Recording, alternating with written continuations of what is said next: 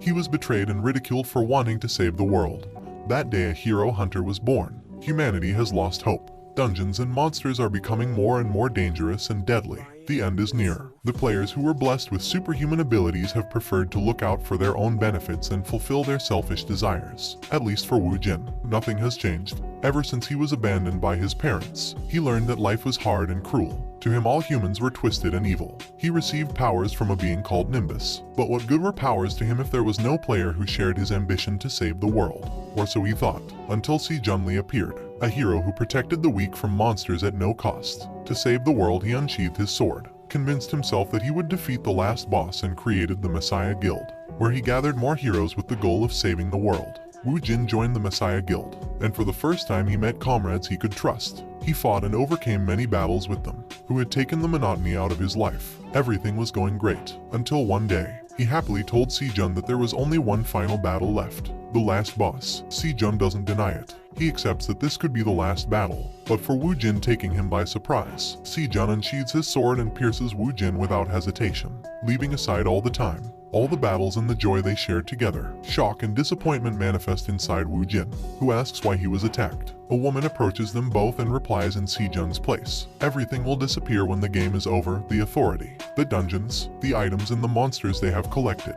There will no longer be any reason for people to obey them. Wu Jin grinds his teeth at Shin Hai Park's words. Shin Hai looks at Wu Jin with superiority, approaches him and whispers in his ear that his goal is to rule the world. Wu Jin shouts in anger, but that's all he can do. The pair look mockingly at Wu Jin one last time before walking away. With his gaze fixed on the back of the two demons, Wu Jin's body collapses completely. His story has come to an end. The Hero Hunter, summary, or at least an attempted one. You know, if you want the summary of a particular story, comment, I read them. Inside a vehicle Wu Jin opens his eyes in bewilderment. Unsure of being alive he touches his body in disbelief. Looking around, he catches the silhouette of several soldiers. At the wheel of the vehicle, the driver stops abruptly as he sees the scene in front of his eyes. The road is filled with orcs. Without a second thought, the soldiers get out of the vehicle. The captain warns them all that their bullet reserves are limited. Therefore, he asks that no one fires unless they are sure to hit. His speech is interrupted by the sound of bullets. Turning his head he watches Wu Jin firing and eliminating orcs without batting an eye. Disbelief fills everyone's eyes. With no more orcs to eliminate, the captain asks Wu Jin for an explanation of what happened. But Wu Jin ignores him. In Wu Jin's mind only the existence of his former comrades lingers. Lost in his thoughts, a holographic image appears in front of Wu Jin. In it, the phrase "you woke up as a player" manifests and 3 eligible options appear. Seeing the 3 choices in front of him, Wu Jin remembers experiencing this scene in the past. But unlike the current 3 choices, previously he only had 1 choice. Now 2 more choices have been added. Dark World Reaper grants the ability to control all kinds of curses and poisons, and even use dead monster bodies to create a dark army. However, the given power is easily influenced, resulting in monopolizing most of the power in a single player. Jorg the King of the Dead was the strongest player, favored by being the Reaper of the Dark World, the one who dominated the most power. If Si Junli was the hero, Jorg was the monster, and to hunt that monster Wu Jin had to do a lot of research on his ability in the past. Therefore, now Wu Jin will become that monster and hunt down that damn bastard Si Junli. Guilds are groups created by players for their own interests. Among them, the Phoenix Guild rose to 2nd place in the Korean rank list, using all kinds of dishonest acts. Thanks to this, the noble ideals of the Messiah Guild were able to shine even brighter. At the offices of the Phoenix Guild, Wu Jin receives a contract. The conditions are unfavorable, but Wu Jin has no choice. Wu Jin asks how he can prove his skills as a player. To his surprise, the recruiter already knew, this being rather strange, as supposedly no one other than the player himself should see his status window. Knowing that Wu Jin belongs to the Dark World Reaper, the recruiter brings to the table different skills exclusive to the Dark World Reaper. He asks Wu Jin to choose one and activate it. Wu Jin focuses his attention on the ability Poison Blood. This ability changes the summoner's blood into poison. Also, if combined with the Blood Golem skill, it boosts its usefulness. Without thinking twice, choose the Poisonous Blood skill. Gwaimon Stadium. A group of 4 gather to go hunting. The only girl in the group puts her trust in Ju Xiaob. Ju Xiaob reassures the girl and tells her not to worry. After all, this is their 4th expedition. Impatient, she asks for the remaining team member. Before anyone answers, Wu Jin parks his car and gets out nonchalantly. The girl looks with contempt at Wu Jin's car. A chubby guy sneers and claims that Wu Jin is a complete rookie. Next to him, a middle-aged man adds fuel to the fire, sneering that possibly the newcomer will only focus on surviving. Paying no more attention to Wu Jin, The chubby guy asks them to ignore the newcomer and march towards their target. The bald man agrees, and they all walk away from Wu Jin. The group's mission is to wipe out all the goblins in a Ranki dungeon. Once inside the dungeon, the bald man asks Wu Jin to scout the area while the others set up camp. Wu Jin agrees and goes into the forest. As the middle-aged man watches him walk away, he scoffs in anticipation of Wu Jin's future death. Understanding that he is being used as bait, Wu Jin flashes a smirk. Inside the Messiah Guild with all the members gathered, Shinhai introduces a new member. The new member represents Suzuki Aichi. Si Junli welcomes him. Shinhai asks the new one about how long the assignment will take. Suzuki replies that finding the location of the material will only take 3 days. Back to Wu Jin, who shows an ironic smile as he remembers the person who taught him how to scout and fight, Suzuki Aichi. Back then, Suzuki told him that it was not necessary to be strong to increase the survival rate in an exploration. The indispensable thing was to exploit the weaknesses of the enemies. Suzuki was a ruthless killer and a loyal dog of Messiah. Now, those teachings will become a sword and stab him in the back. Snapping out of his thoughts, a sneak attack takes him by surprise. Goblins attack him. This poses no threat to Wu Jin. On the contrary, they will be good specimens to test his poison blood skill. The goblin raises its weapon and charges at Wu Jin without fear. Wu Jin evades the attack and counterattacks by slashing the goblin with the weapon soaked with his blood, affecting the enemy with his skill. With gnashing teeth, the goblin swings his weapon back to hit Wu Jin, but Wu Jin dodges again without difficulty, discovering that the skill is not very effective at the moment. A second goblin jumps up and uses its momentum to attack, but again, the weapon fails to find its target. Wu Jin, tired of playing around, throws his dagger and pierces the first goblin's forehead with ease, startling the second goblin. Wu Jin knows that it is easy to finish off the goblins, but if he takes too long to exterminate the group in front of him, more goblin will gather on the spot. Therefore, he took out a weapon he had prepared in advance for this mission, Goblin Chief's Whip. It causes the goblins' fear to increase drastically, preventing them from thinking properly. Elsewhere, the expedition group is also attacked by goblins. The woman panics, but the bald man protects her and eliminates the attacker by thrusting his longsword into the goblin. Everyone shows smiles of joy at the ease with which the bald man finished off the goblin. However, more goblins begin to approach. The bald man tries to pull the longsword out of the goblin's body, but it is deeply stuck in the corpse. Because of this, the bald man is unable to defend himself from the goblin attacks. Filled with pain, he shouts to the others to save him. Contrary to the bald man's situation, inside the forest the goblins are eliminated without difficulty, causing a level up in the Grim Reaper of the Dark World. With his new level, Wu Jin obtains the ability recognized. Returning to the expedition group, the men have physical injuries, and the woman is psychologically affected. Seeing their current situation, they are all regretful for abandoning the rookie, who is probably already dead. Perhaps with one more person, things would not be so complicated. As they lament, they hear another horde of goblins approaching. As time passed, Wu Jin annihilated countless goblins. This caused another level up in the obtaining of the skill Skeleton Warrior. This ability grants the power to use the body of a monster that they have hunted as a summoning sacrifice for a skeleton warrior. However, only monsters eliminated by the summoner can be used as sacrifices. Without wasting any time, Wu Jin activates the skill on the corpse of a goblin and turns it into one of his soldiers. The soldier's strength was low. It could take down goblins, but it didn't meet Wu Jin's expectations. In front of a campfire, the bald man is filled with frustration. He can't believe that simple goblins are bullying him. As he complains, a message appears above his head, telling him that he has leveled up. This can only mean that a team member is taking out the enemies, but they are all standing by his side. The rookie is probably still fighting for his life. Arriving at the goblin lair, Wu Jin covers the entrance of the lair with wooden logs and sets them on fire. The smoke from the fire spreads inside the lair. Each and every goblin in the lair suffocates from the smoke. Some try to escape, but the entrance is sealed with logs. Wu Jin is puzzled by the scene in front of him. According to his memories, the leader should have appeared. Wondering if he is somewhere else, Wu Jin prepares to leave. However, a huge figure shoots out from the rubble, landing right behind Wu Jin. Seeing the appearance of the Goblin King, Wu Jin shows a smirk. In the past, before the Messiah Guild intervened, many rookies lost their lives in the dungeon because of the Goblin King. A hidden Goblin King was not something that rookies could defeat. But this time Wu Jin will take care of the Goblin King before there are casualties, or maybe not. The skeleton soldier takes the initiative and attacks the Goblin King with great determination. Observing the soldier's movements, Wu Jin discovers that the soldier is using his own moves, thanks to which he defeats the Goblin King without difficulty. Wu Jin shows a look of surprise and joy at the same time. He knew that a warrior's combat ability would be influenced by the summoner's magical ability, but he didn't expect that he would also copy his combat style. Before returning to the past, he He used all kinds of existing weapons. Even in the Messiah Guild there was no one who could beat him in close combat. Now that he knows that the soldier has his melee prowess, his plans will have to be readjusted. At the same time, he thinks about it. A message appears in front of him. The Dark World Reaper congratulates his achievement and grants him a page of legendary rank. Outside the dungeon, the members who abandoned Wu Jin come out of the portal fully wounded. The bespectacled guy who commissioned the mission is surprised, seeing that the dungeon has been cleared in a single day. Approaching the group of 4, he asks what happened to Mr. Wu Jin. Seeing everyone's silence, he speculates about what happened. But out of his expectations, the portal begins to glow again, revealing the figure of Wu Jin, who ignores everyone and tries to leave. The guy in glasses started chasing after him to ask for details. The group of 4 stares in disbelief at the guy they thought was dead. The bald guy changes his shocked face to a face of resentment towards Wu Jin. Depressed, he decides to go drinking to forget everything. But his frustration increases even more when he learns that the Messiah Guild has managed to clean the 5th floor of a dungeon for the first time in history. A man downplays the Messiah Guild's relevance, instead asking about what happened inside the dungeon. The bald man explains that Wu Jin entered the goblin lair to get an item, but was careless and almost died. As the good fellow that he is, he put himself in danger to save him, a situation that generated his current injuries. The man understands and comments that he will report what happened so that a similar situation will not happen again.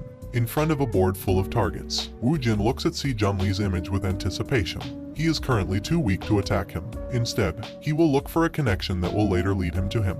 Returning back to the guild premises, Wu Jin asks to enter a dungeon alone. The man in front of him advises him not to risk his life for a little money. Instead, he offers him a loan. Due to the bald man's statements, different rumors spread within the guild. These rumors mention that Wu Jin only enters the dungeon for the money. Wu Jin refuses the loan and gets a dungeon all to himself after convincing the man. Seeing Wu Jin leaving, the man regrets a bit. After all, in that dungeon the faction Star Park Yongwan was annihilated. However, Wu Jin shows a mood of ecstasy, for if he wants to take down the hero he will have to pair up with the villain in the dungeon he just pushed aside. It is key at this point. Later, he enters the C-Class dungeon portal. Immediately after entering the portal, an orc attacks him from behind. Wu Jin reacts quickly, slips between the orc's legs and tries to cut them off in the process. The orc's skin is too thick, therefore, the cut is ineffective. A single blow from the orc could result in Wu Jin's death. But if Wu Jin manages to defeat the orc, he will win a powerful soldier. The orc attacks again. Wu Jin narrowly dodges the attack and repositions himself behind the orc. Seizing the opportunity, his sword once again slashes the orc's legs. The orc receives the consequences of having been attacked in the same place twice. He falls to the ground with his legs useless. Wu Jin wastes no time and thrusts his sword into the orc's skull. After finishing him off, he summons him as a new skeleton soldier. Inside an office, 2 men talk about Wu Jin. The younger one is incredulous about the information concerning Wu Jin. He really doesn't believe that a rookie cleared a dungeon by himself. Even he couldn't do something like that at first. Therefore, he dismisses the news about Wu Jin as false. However, a girl interrupts him and declares that she has written the article herself, so it is reliable information. The man with a glowing head drops the subject and asks the young man to head off to clean the dungeon he just bought. Returning to Wu Jin, the orcs keep dropping like flies. Just as they fall, they are turned into skeleton soldiers. The poison blood skill is raised to level 2. However, Wu Jin is not happy at all. The weak orcs don't grant much experience. To eliminate that flaw, it's time to face something more powerful. Following the suggestions of a soldier, Wu Jin heads in a certain direction. Speaking of stronger monsters, an orc hunter feasts on the flesh of a common orc. Hiding behind him, Wu Jin secretly watches the cannibal orc while holding a bow.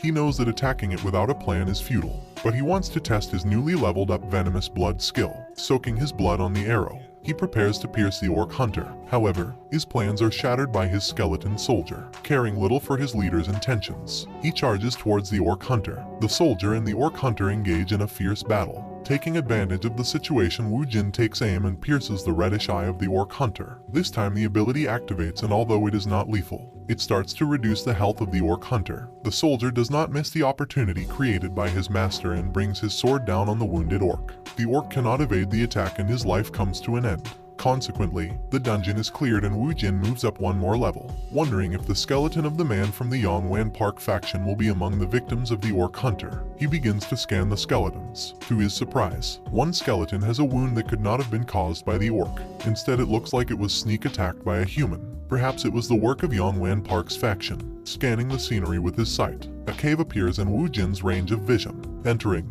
he finds the skeleton of a person who most likely abandoned his companions and hid inside the cave. Clearly, the guy counted the days until his death. The corpse is looted by Wu Jin. Let's summarize what was found on the corpse: an identification emblem belonging to the Phoenix Guild. It is the resonating star of the Yongwan Park faction, and most importantly, a diary with the blacklist of the Yongwan Park faction. Information that makes Wu Jin happy. But that's not all. Because of killing the Orc Hunter, the Dark World Reaper grants him the legendary ability Eye of Anubis. With this ability, he can see the memory of the dead. Taking advantage of the situation, he activates his ability on the corpse in front of him. In the memory, you can see the rising star abandoning his companions and even eliminating them with his own hands. After all, he didn't need them. The only one he needed was Park Yongwan, the man who would possibly become the future owner of the Phoenix Guild. Speak of the devil. Park Yongwan read a newspaper quietly, while a subordinate beat up a poor guy. The guy was in charge of guarding a dungeon that the boss had bought. What he never imagined was that a rookie would come along and complete it in a single day. Park Yongwan is annoyed and intrigued by Wu Jin's strength, but he is not impressed. After all, the rookie will not be able to grow because of the rumors circulating throughout the guild. As he thinks so, he receives a call from his secretary that a boy named Wu Jin is asking to meet him. Park Yongwan smiles and for the first time shows a look of interest. Let's head to the Phoenix Guild offices. There, the man who offered Wu Jin a loan has a conversation with another man.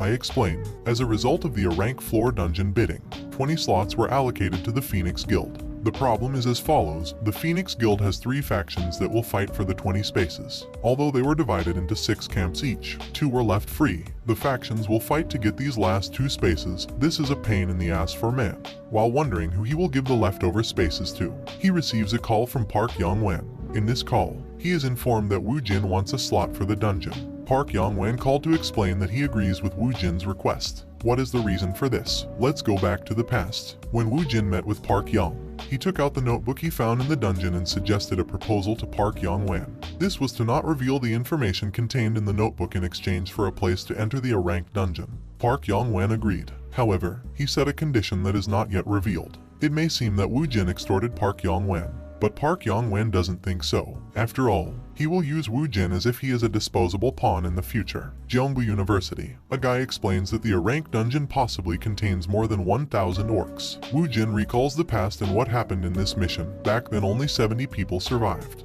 Only elite players from each guild were gathered for the mission, so it was obvious that not all the deaths were caused in the fights against the monsters. Wu Jin could only turn a blind eye due to the lack of evidence, but it was clear that the players themselves had eliminated each other to reduce the competition and steal some items. Furthermore, in the dungeon, the reward for taking down the Orc King was the Orc King's Fang, a reward given to the Messiah Guild for their huge contribution. Back then, Wu Jin had no idea, but now that he thinks about it, it was extremely unnatural. Maybe Si Junli was already corrupted back then. The Messiah Guild may not have made the move directly, but they surely planted spies in the other guilds instead. Players enter the dungeon: Messiah Guild, Phoenix Guild, Lion Guild, and Skull Guild. Unfortunately for the guilds, Wu Jin has already decided to obtain the Orc King's Fang before anyone else. Inside the dungeon, the Messiah Guild lines up their troops and quickly departs. Some are surprised by their speed. Some others look at them nonchalantly. After all, there are at least 1,000 orcs to be eliminated. Like the one that crosses the Messiah Guild's path. A man with an exuberant bearing activates the skill Tenacious Warrior, provoking the orc.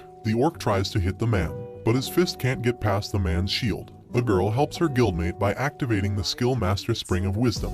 This ability contains the orc in one place, making it impossible for him to move, so the man can attack him without taking damage. The members of the other guilds begin to feel that an earthquake has taken over the area. Looking deep into the forest, they discover that it is not an earthquake, but a horde of evil orcs, and so begins a huge battle between 2 different species. They can keep fighting all they want. After all, it's time for Wu Jin to make his move. After all, no one will notice that he has disappeared. In his lair, the Orc King eliminates a subordinate. Why? Because the coward escaped from the battle. The Orc King rises from his seat and encourages his troops. No human will leave the dungeon alive. This scene is observed by Wu Jin, who followed the cowardly orc. The Orc King looks strong, but as he will send his subordinates into battle, the difficulty has been greatly reduced. In the end, it will be a 1 versus 1 battle. On the battlefield, the Messiah Guild suggests retreating for now, to recharge energy and rework positions. According to their information, after some of their members scouted the surroundings, they observed that a horde of 900 to 1,000 orcs is heading towards them.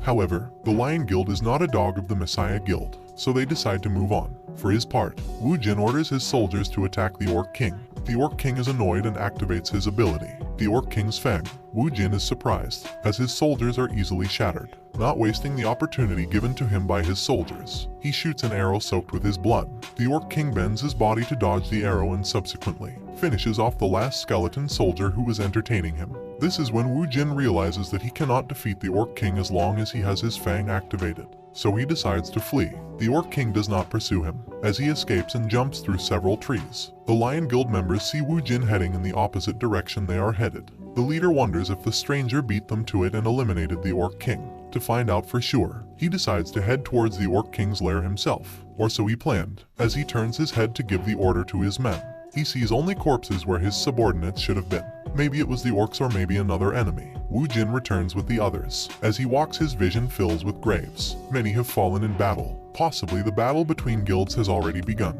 The next day, a horde of orcs arrives at the location where the humans are. Wu Jin has a small problem. His current items and weapons cannot seriously hurt the Orc King. Also, he cannot use his skeletons as bait because they are too weak. Taking advantage of the fact that the humans are facing a huge battle, Wu Jin escapes from the place and heads towards the enemy's lair, where he positions himself in front of a bloodthirsty Orc King. Activating the Orc King's fang, he leaves his throne, raises his weapon and charges towards Wu Jin without fear. But this time something changed. As he approaches Wu Jin, arrows are fired in his direction. He quickly blocks them with his weapon, losing sight of his main target, which takes advantage of the Orc King's distraction to lunge at him, cut him down and snatch his fang. The Orc King throws a tantrum for falling into Wu Jin's trap, but it's too late. His strength decreases drastically and the poison blood ability starts draining his life. Wu Jin activates the Fang of the Orc King skill, which increases stamina by 30 and increases both strength and defense by 5%. Finally, he starts attacking the Orc King without limitations. His weapon fails to deal much damage, but the poisonous blood ability activates every time Wu Jin slashes. Moreover, because of slashing several times at a strategic point, the Orc King drops his axe, and it is quickly snatched by a skeleton soldier. Wu Jin's battle is observed by a man standing nearby. Shocked at Wu Jin's offensive capabilities, he decides to report what happened to the guild, turning his body 90 degrees. The man runs to deliver a report on Wu Jin. The sound of something cutting through the air can be heard behind him. When he realizes what it is that cuts the air, it is already too late. An arrow pierces his back. He immediately thinks of that strong man. However, when he turns around, he discovers that it is someone else, a man of the Skull Guild who inexpressively drops his sword to finish his mission. On a tree branch, a man with long hair crosses the recent victim off the list. In addition, he orders the expressionless man to steal the victim's belongings to later distribute them. In the meantime, he will head off to eliminate the man fighting the Orc King. It will be an easy task. After all, surely the battle against the Orc King has reduced his strength and stamina. All this is overheard by Wu Jin, who secretly followed the victim who had caught him assaulting the Orc King. On the main battlefield, the hunters are surprised by the message the Orc King has been defeated. They mistakenly assume that the members of the Lion Guild have something to do with it. Having finished off the Orc King, Wu Jin is given the title of Orc Hunter and is given a grimoire as a reward. The Book of the Reaper contains the power of Osiris. It can preserve 5 undead monsters. The spirits sealed in the book receive the power of Osiris, increasing their strength by 5%. Your biggest problem has been eliminated. Now that you can store soldiers, you will be able to summon them as soon as you enter a dungeon. The members of the Phoenix Guild run towards the Orc King's lair somewhat elated. They have to find out who or what has eliminated the Orc King and find some excuse for Park Yongwan. The Skull Guild members are short on time. The Orc King fell faster than they thought. There is no time to worry about the man who defeated the Orc King. Instead, they will finish their job and eliminate the remaining members of the roster, as they plan their future act of action. A man runs in their direction. It is the newest member, who is heading towards them with some bone soldiers at his back. They all prepare to eliminate the soldiers. However, out of their expectations, the rookie attacks them by surprise, without giving them the option to defend themselves. Disbelief takes hold of them. Why had they been betrayed? The answer to their question is revealed when the rookie drops the cloak that covered his face. In reality, it was not the rookie, but the man who had battled the Orc King. Minutes before, Wu Jin eliminated the man he had sneak attacked, the man who had discovered him fighting the Orc King. He stole his possessions and used his clothes to usurp his identity. Unfortunately, he found nothing related to the Messiah Guild among his belongings, and that is how he arrived at his current situation. The fate of the remaining members of the Skull Guild was not much different from that of his previous victim. All of them were cut down by his sword, activating the Eye of Anubis ability on one of the victims. Wu Jin observes the past. An old man comments to his disciple that it is time for the Japanese Empire to move forward. By cooperating with Si Junli, his influence will expand. The old man orders Hayato to go to Korea, join the Skull Guild and be devoted to his homeland. Two men called the Celestials enter the room, masters of the sword and bow. They will guide him to his next mission. With the Japanese dungeons and what is generated in Korea, he will be able to build a stronger empire that will be called Yamato. Your mission will be to take down a Korean dungeon runner named Su Wan. He's a nice guy, but he's in the way of the Japanese runners. Another target with quite a bit of relevance is a runner named Si-chan. Wu Jin grits his teeth hard, feeling disgusted. In his worst moments, he fought on a par with the masters of sword and bow. Before their return, they conquered as many dungeons as they wanted. They were a good team. Wu Jin wanted to be like them. They were his teachers and his psychological support. They were his comrades, or so he thought.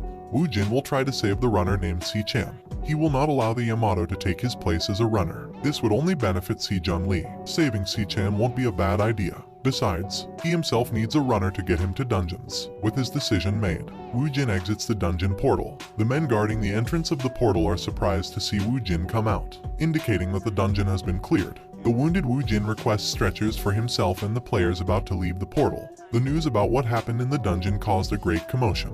No one knew who had finished off the Orc King and got his reward. In addition, all the members of the Skull Guild had perished. Reading the news, Park Yong-wan wonders with annoyance how on earth he is supposed to find out who obtained the Orc King's fang. To calm down a bit, he orders his useless subordinates to move in and get him 5 times the resources he spent on the expedition. At his side, the secretary informs him that Wu Jin has been seriously injured and is in the hospital. Park Yong-wan listens with contempt, but when the secretary tells him that he was not injured by monsters but by members of other guilds, he changes his attitude, and to learn more about it, he decides to pay her a visit. Once at the hospital, Wu Jin explains to Park Yong-wan that he was attacked, due to the fact that he observed how the members of the Skull Guild attacked and defeated the Orc King. Fortunately for him, the man who attacked him was affected by his blood and made it out alive. That's all he knows, but he can also deduce that another guild attacked the Skull Guild to steal the main reward they had earned. Park Yong-wan believes everything and is asked by Wu Jin what he wants in return for the information provided. Wu Jin only asks Park Yong-wan to try to connect him with a runner named Si-chan.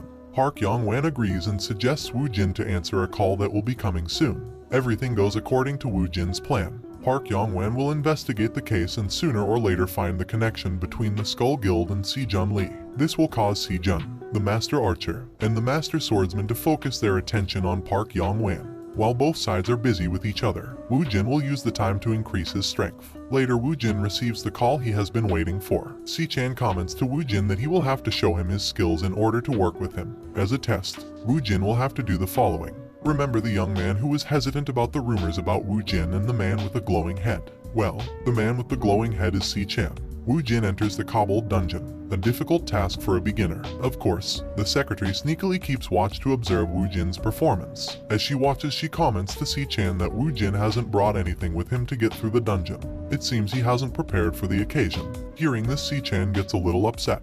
He thinks Wu Jin is being too hasty and overconfident. He is completely useless. Inside the Messiah Guild, the Master Swordsman and Archer let the Messiah Guild know that they will finish off those who eliminated their members in the Ranka dungeon. This is an indirect threat to the guild. They have left the same message to all the guilds. Now only the Phoenix Guild is left. They don't know if someone hid their true strength before entering the dungeon, but they will make sure to find out the truth. Outside the Kobold dungeon, 2 men are idly wasting time. They were hired by Si-chan to stop Wu Jin in case he gets past the dungeon. They are in no hurry. After all, he will surely die, or on the contrary, it will take too long to complete the dungeon. To their surprise, the portal begins to glow the same day Wu Jin entered. Puzzled, they try to locate Wu Jin. To their bad luck, all they can observe is the back of a vehicle leaving the place. Embarrassed, they report what happened to Si-chan, who is enraged by the soldiers' incompetence. The secretary advises Si-chan to calm down. Wu Jin will surely communicate with him again. After saying that, he leaves the place. Seeing the secretary's back, Si-chan remembers the precarious situation in which he met her. Putting aside his thoughts, he is still incredulous about the dungeon cleared by Wu Jin. Inside his car, Wu Jin finds a walkie-talkie, with a note asking him to communicate with Si-chan again. Kim Yi-hoon of the Messiah Guild receives a call, informing him that someone is investigating the Skull Guild at a certain location. Without wasting any time, he arrives at the aforementioned place. There he observes Park Yong-wan talking to another man. As he wonders if Park Yong-wan is planning something, a man appears behind him. The man reveals some information to Kim Yi-hoon. He reports that Park Yong-wan previously met with him. In this meeting, Park Yong-wan asked him for information about the Skull Guild. In addition, he added that he knew the secret behind those men who died in the dungeon. Hearing this, Kim Yi-hoon breaks out in a cold sweat. Now that the situation has evolved, he will have to report everything to Se-jun Lee. Previously, he had planned to solve everything by himself, but it's too late now. The man Park Yong-wan talks to is a freelance mercenary who will do anything for money. So the moment Park Yong-wan finished talking to him and left, Kim Yi-hoon approaches him to offer to work for Messiah Guild, improving Park Yong-wan's previous financial proposal. But Park Yong-wan has already anticipated the future, so he set aside a dungeon and will use Woo Jin as the main piece of this strategy. Returning to Kim Yi-hoon, the mercenary relates that he and 4 other people have been hired to escort a certain important person named Woo Jin. Investigating Woo Jin's background, Kim Yi-hoon discovers that Woo Jin participated in the Ranka dungeon. Looking at his level eliminates the option of a rookie like him having eliminated the Skull Guild men. It's too obvious a bait, so he hesitates whether to go through with his plan or not. Woo Jin meets with Park Yong-wan. Park Yong-wan asks him to be the bait in his next plan. He tells him not to worry, as I have already hired 5 bodyguards, so she can enter the dungeon without fear. As he says that, Park Yong-wan also thinks that Woo Jin is terrified inside, but he doesn't mind at all. Woo Jin feigns weakness, but asks for a good reward in exchange for following Park Yong-wan's plan. Park Yong-wan accepts and offers him a skill page. They both smile as they believe they have used the other for their own benefits. Elsewhere, a portal begins to glow again, indicating that the dungeon has been completed. Once upon a time, 2 guilds shared the rights to the dungeon. Members of the Phoenix Guild and the Skull Guild entered the dungeon together. However, when the dungeon was completed, only members of the Skull Guild emerged alive. The guard asks about the members of the Phoenix Guild, to which a member of the Skull Guild replies that he himself has smashed them beyond recognition. After saying that, he leaves the place. The Skull Guild members who have eliminated the Phoenix Guild members receive a call from Kim Yi-hoon, informing them that they have a new mission, a mission similar to the previous one. The day to enter the dungeon arrived. Woo Jin introduces himself and meets his escorts. The mercenary pulls Woo Jin away from the others and mentions to him that he will have to travel alone inside the dungeon, as the Skull Guild members don't know that they are working together. To avoid being discovered, only one man will follow and protect him. Woo Jin understands and accepts. The mercenary would be chuckling at the sight of Woo Jin's naivety. No doubt it will be too easy a task. Once inside the dungeon, where the main mission is to get rid of a goblin hiding inside a large group of goblins. As they had agreed, Woo Jin is assigned a single companion. They all take different directions, but their goal is the same, to finish off Woo Jin. Time passed, and because the mercenary did not receive news of the companion he had left with Woo Jin, he decides to look for him everywhere. After some time of searching, he finds the body of his partner next to Woo Jin's body. Both are seriously wounded. Caring little for Woo Jin's health, he decides to evaluate his partner. Jin Wook is in critical condition. He has a gash in his neck. Worried, he does everything he can to heal him, wondering what could have happened. They were both in the same team, so they wouldn't fight each other. Analyzing the situation, he remembers that Kim Yi-hoon mentioned that this mission was related to the Messiah Guild and the events in the A-rank dungeon. Their suspicions become reality when another of their companions, the healer who was focused on healing Jin Wook, is attacked by surprise by a skeleton soldier, thus being sliced in half. The mercenary comes to a wrong conclusion. He deduces that Kim Yi-hoon has betrayed them, and the Skull Guild members attacked his companion by surprise while they were separated. Meanwhile, the Skull Guild members fight against some enemies without knowing what happened to the mercenaries. Lying on the ground, the mercenary asks Woo Jin why he betrayed him. Woo Jin looks at him with contempt and asks him not to victimize himself. After saying that, he makes a slash with his sword and the mercenary's head falls off his body. Without wasting any time, Woo Jin heads to the location where the goblin was in the past. Without hesitation, he defeats the goblin and clears the second floor of the dungeon. The Skull Guild members are surprised, as they had agreed with the mercenaries that they would be warned in advance if they found the hidden goblin, seeing that they have not kept their word.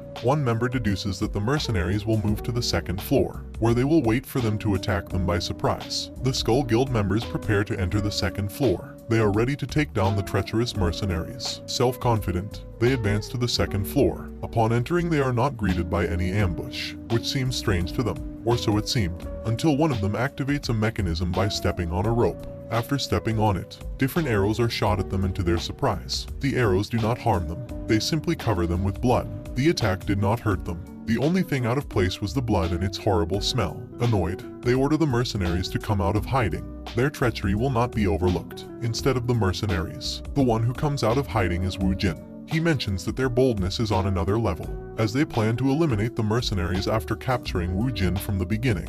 The Skull Guild doesn't get a chance to respond, because a monster appears behind their back and starts attacking them. Woo Jin explains that the blood that soaked through their bodies when they were attacked by the arrows belonged to the goblin on floor 1. The funny thing is that such blood is the favorite snack of the boss of the second floor. Hearing Wu Jin's words, a member of the Skull Guild named Matsumoto rushes towards Wu Jin and clashes swords with him. Furious, he comments to him that he will gouge out his eyes while he is still alive.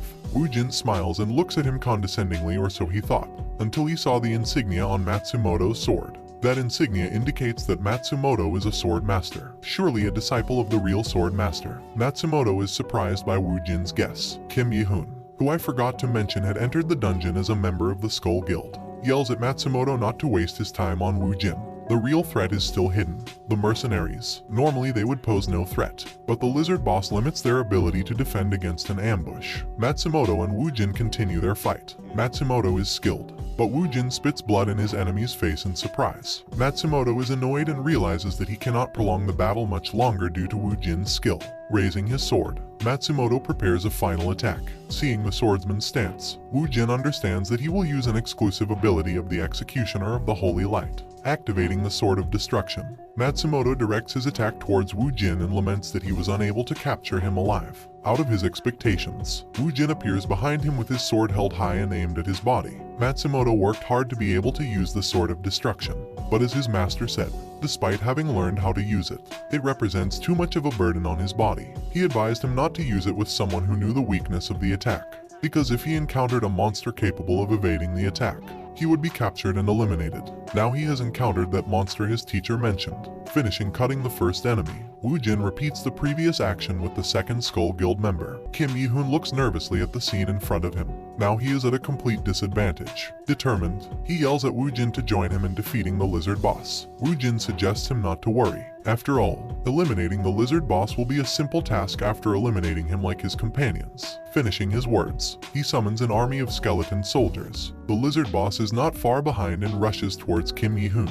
To his surprise, one of the men he thought was dead rises up and attacks the lizard boss. Unfortunately for the poor man, the lizard boss captures him as if he were just a toy, taking advantage of the lizard boss's distraction. The skeleton soldiers attack the lizard boss. Watching the skeleton soldiers closely, Kim Yi-hoon discovers that they are not ordinary soldiers. In fact, they move like high-level players. Now, the unknown about what happened inside the A-ranked dungeon has been answered by the scene in front of him. Comically, although the soldiers mercilessly attack the lizard boss, the latter completely ignores them and instead chases Kim Yi-hoon as if he is the only living being in place. Kim Yi-hoon can't understand why this is happening. Wu Jin recalls the past. He remembers how he and his companions smeared a certain substance to evade Chief Lizard's perception. He also wonders if his companions are okay. Kim Yi-hoon tries to approach Wu Jin to share Chief Lizard's attention with him. However, his path is blocked by a skeleton. Kim Yi-hoon evades the skeleton with no trouble. However, another skeleton soldier appears in front of him and wounds him badly.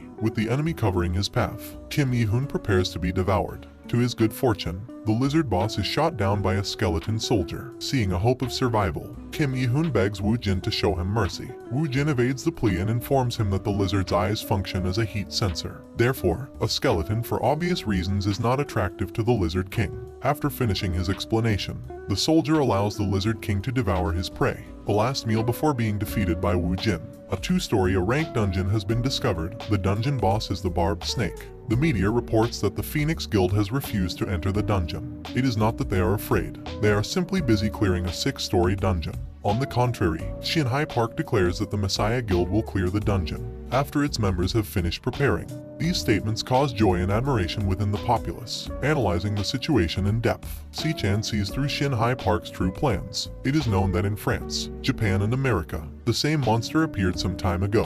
The funny thing is that none of those countries could defeat it. Player entered, player disappeared, so no one knows the true strength of the monster. Thinking deeply, he comes to the conclusion that the Messiah Guild made the statement because of the following. Because it was announced that they were not quite ready yet. The other guilds will wait until the Messiah Guild is ready to enter together with it. In turn, fear will begin to grip the population as they see that no one is trying to clear the dungeon. Seeing the fear of the population, the government will step in and send their troops and even some foreigners to participate. In the end, a massive number of players will gather by the time the Messiah Guild decides to enter the dungeon. The Messiah Guild will take advantage of the massive number of players to show themselves as the best guild. As a member of the Messiah Guild will be in charge of eliminating the boss in front of everyone, looking like the real hero. In a locker, Wu Jin reads the information that Si Chan's team has provided him with. The book contains all the available dungeons to be cleared. Reading the information for a certain dungeon, Wu Jin's eyes begin to sparkle with anticipation. In a good mood, he pulls out a communicator from his pocket and calls Si Chan, who looks at the communicator on his side with a beaming smile. After all, it's time to make his first deal.